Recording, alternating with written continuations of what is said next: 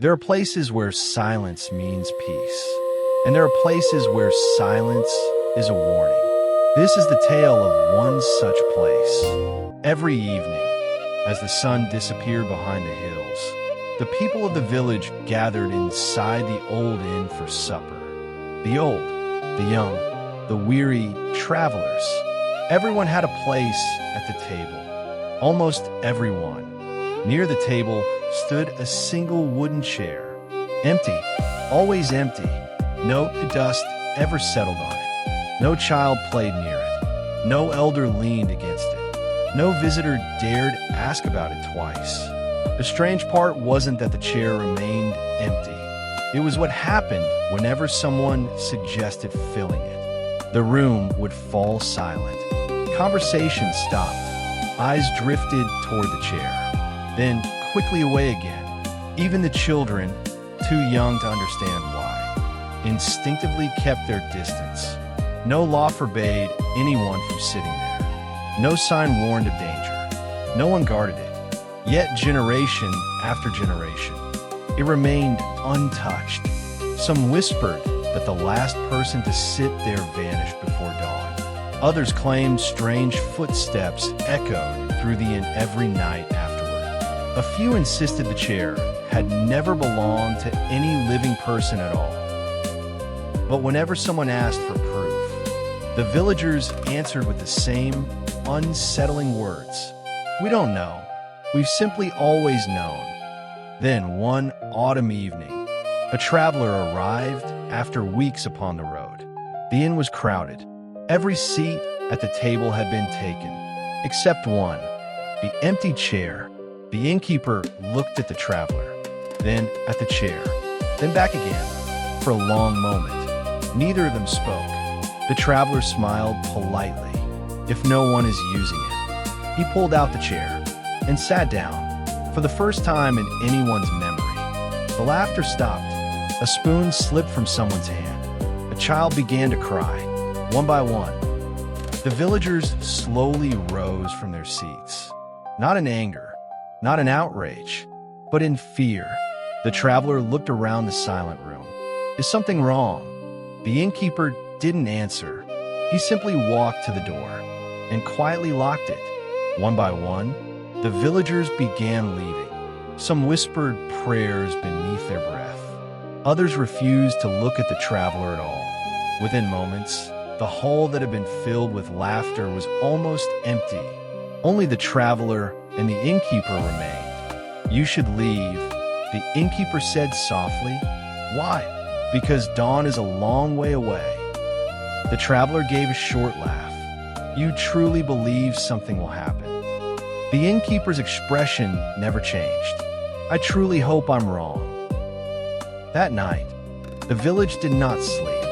Candles burned in nearly every window. Children cried as their parents pulled them away from the inn. Some families packed their belongings, convinced that whatever curse lived in the chair would not stop with a single man. Others gathered in silence, waiting for the first sign of disaster. The travelers slept soundly. Morning arrived. The sun climbed over the hills. Belson, the traveler stepped outside, stretched, and smiled. "I suppose your curse overslept." No one laughed. The villagers stared at him as though they had seen a ghost. An old woman covered her mouth. "It should have happened. It always happens." The traveler looked around. What exactly happens? Silence. No one could answer. Not because they were hiding the truth, but because none of them actually knew. That evening, the traveler returned to the inn. Without hesitation, he sat in the chair again. A mother grabbed her son and hurried outside. The blacksmith refused to enter the room. The baker quietly made the sign of protection across his chest before walking home. Again, nothing happened. On the third evening, he did it again, then the fourth, then the fifth. Each morning, he woke exactly as he had the day before. Still alive, still healthy, still completely ordinary. Slowly, something inside the village began to change. People no longer watched the chair. They watched the traveler, waiting, expecting, searching for the smallest sign that the curse had finally begun. Every cough, every stumble, every yawn, some whispered that the curse was taking its time. Others claimed it was waiting until the traveler lowered his guard. No amount of ordinary days seemed enough to quiet extraordinary fear. After so many evenings, the traveler found himself studying the chair instead of the people, the worn wood, the scratches along its legs, the faded polish where countless hands had once rested. It looked no different from every other chair in the inn. Then he noticed something. Whenever people entered the room, their eyes didn't search for the chair. They searched for the place where it always stood. The chair itself wasn't remarkable. Its place was. The thought stayed with him long after the inn had emptied. Late that night, while the village slept, he lit a single lantern. Slowly, carefully, he walked toward the empty chair. For several long moments, he simply stood there, thinking. A faint smile crossed his face. A wonder, he whispered. Then he blew out the lantern. Darkness swallowed the room. The only sound that followed was the soft scrape of wood across the floor. Morning came. The villagers gathered once again for supper. The feared chair stood exactly where everyone expected it to be, or so they believed. The traveler said nothing. He simply smiled, took his seat, and waited. The evening meal began as it always had. The traveler took his place. The villagers watched. Every glance drifted toward the chair they believed was cursed. No one noticed the old woman. She had arrived late, finding every seat occupied. She quietly settled into the lone chair resting against the far wall. She smiled politely, folded her hands, and listened as the room buzzed with nervous whispers. Minutes passed. Nothing happened. The traveler ate in silence. An hour passed. Still, nothing happened. The whispers grew louder. Some wondered if the curse had finally lost its power. Others insisted it was merely waiting. Then the traveler stood. He looked around the room before speaking. "Tell me," he said calmly, "which chair do you fear?" The villagers looked toward the traveler. "The one you're sitting in." He smiled. "No." A puzzled silence swept across the room. "The chair I am sitting in," he said, "has never been feared." He pointed toward the far side of the room. "The chair you have feared all these years is the one she's sitting in." Every head turned. The old woman looked down at her chair, then back at the traveler, her face filled with confusion. "I don't understand." The traveler nodded. "Last night, after everyone had gone to sleep, I moved them." The room fell silent. No one spoke. No one even breathed. The old woman slowly stood and stepped away from the chair.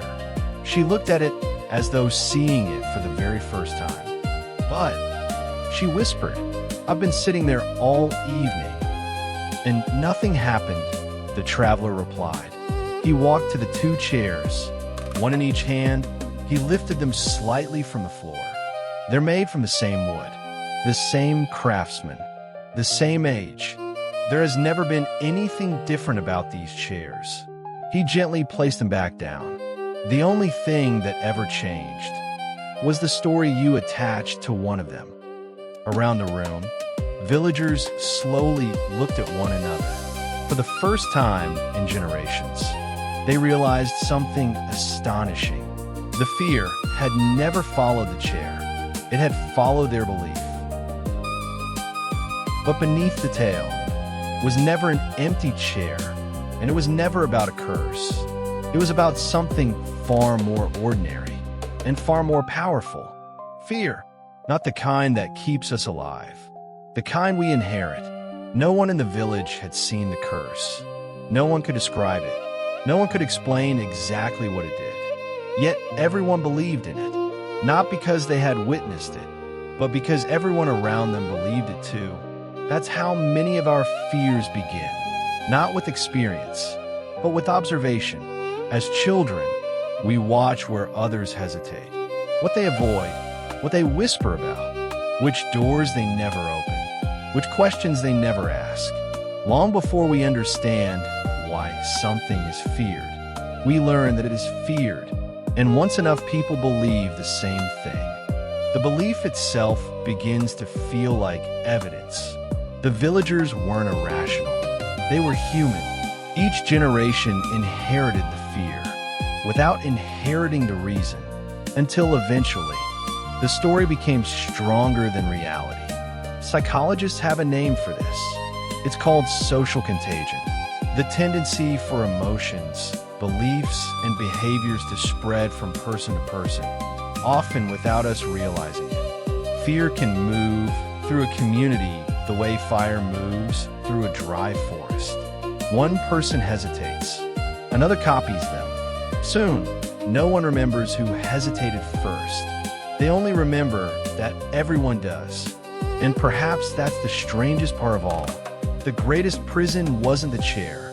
It was the invisible agreement surrounding it. Because sometimes, the things we fear most are nothing more than stories we've borrowed from someone else.